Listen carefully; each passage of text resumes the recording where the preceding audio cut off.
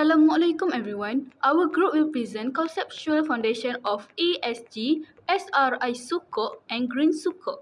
As highlighted in the case study, sustainability has become a key focus in the global financial industry, leading to the growth of ESG, Sustainable and Responsible Investment or SRI, and Green Sukuk within Islamic finance. Malaysia has emerged as a global pioneer through the introduction of the SRI Sukuk framework in 2014 and the world's first Green Sukuk in 2017. ESG stands for Environmental, Social and Governance. It is a framework used to assess how organizations manage environmental, social and governance responsibilities in an ethical and sustainable manner.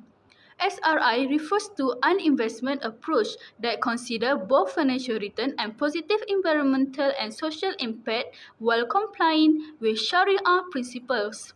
Meanwhile, Green Sukuk is a Sharia-compliant financing instrument used to fund environmentally sustainable projects such as renewable energy, green buildings, and sustainable transportation.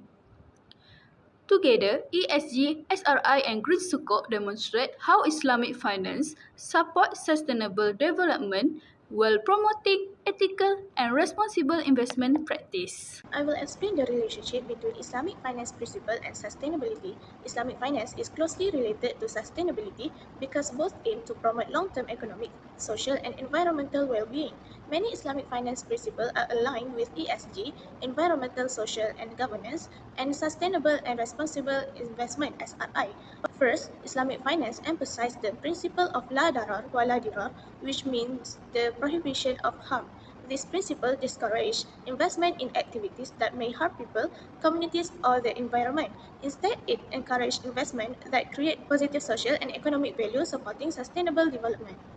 Second, Islamic finance promotes adl or social justice. This principle emphasizes fairness, transparency, and equitable wealth distribution while protecting vulnerable groups from exploitation.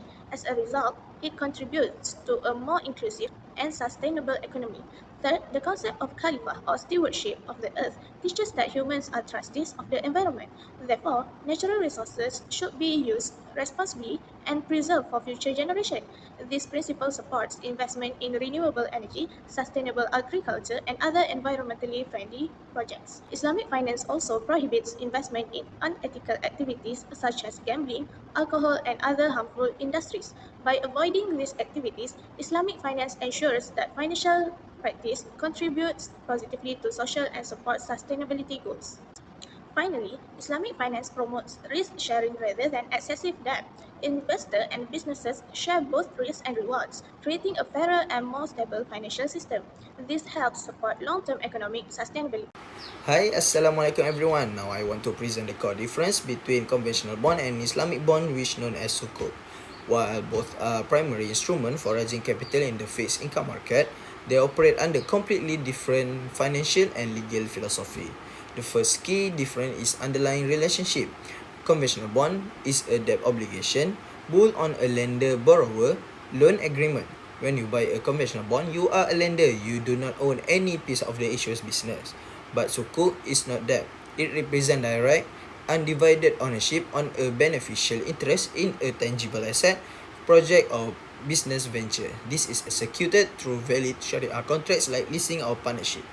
Because of this, the financial returns differ entirely. Conventional bondholder earn interest payment called coupon simply for lending money. Under Islamic law, interest or riba strictly prohibited. Therefore, sukuk returns are derived from actual asset profit, revenues or rental income. Furthermore, sukuk strictly prohibits any exposure to gharar, which is excessive uncertainty and unethical industries like gambling or alcohol. From a regulatory standpoint, conventional bonds only need approval from the Securities Commission. Sukuk require a stricter, two-tier governance framework, needing approval from both Security Commission and qualified Sharia scholars. This double compliance gives sukuk a unique advantage, allowing it to capture a wider investor base by appealing to both conventional, Muslim and ESG-focused investors. To conclude, while conventional bonds are simple mechanism of exchanging money for interest, sukuk represent an ethical asset back investment partnership. Thank you. Now we move to the key characteristics. First, Sharia compliance. Unlike conventional bonds, every sukuk structure must strictly prohibit riba or roro or excessive uncertainty and must avoid financing any unethical activities. All structures are reviewed and approved by a Sharia supervisory board. Second, asset-backed ownership. Sukuk are not debt instruments. Investors hold an ownership stake in a real, tangible, underlying asset, meaning profits come from asset returns, not from interest payments. This is a fundamental difference from conventional bonds. Third, the proceeds must generate measurable sustainability outcomes.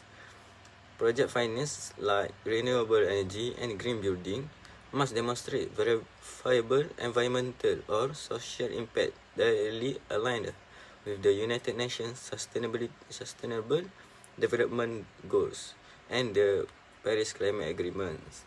Fourth, ESG or SRI Sukuk are grounded in Maqasid al-Shari'ah, the higher objective of Islamic law, which aim to protect life, intellect, wealth, lineage, and religion.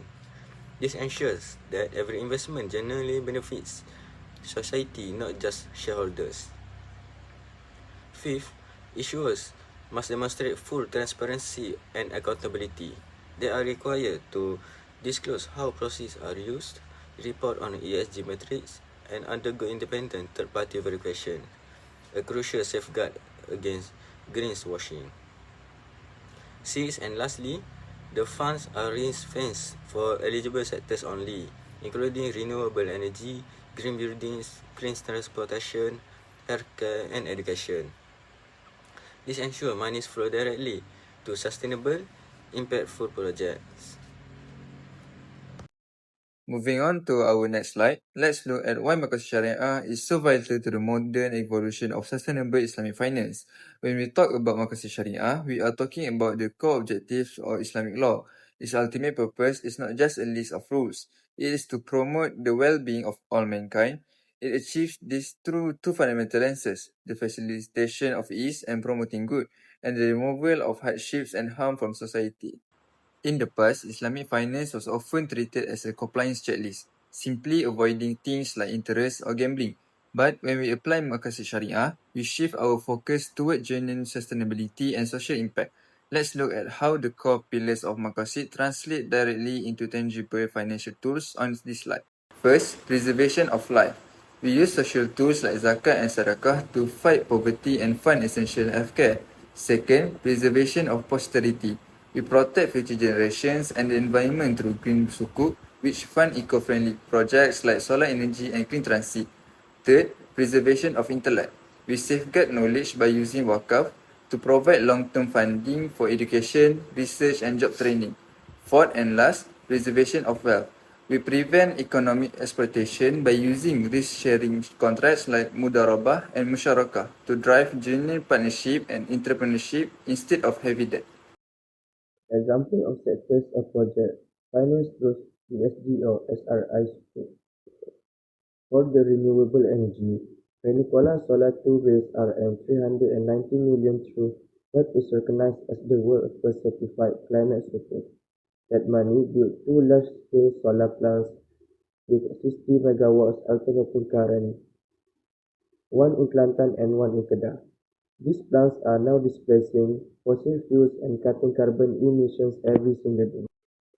For the green infrastructure and building, Visionary Heritage Berhad issued RM114 million in Asian Green Sukuk Wakalah. The goal, to acquire a prime logistic asset in Johor, a modern energy-efficient industrial space already leased to multinational corporations. That's how you make supply chains greener without sacrificing commercial returns. After that, sustainable water management. Ais Selangor launched an enormous RM15 billion SRI sukuk to tackle one of the most urgent challenges, water security. The money is funding the Rasa water supply scheme plus large-scale pipe replacement program across the state. That means less leakage, cleaner drinking water, and a more resilient system for millions of households.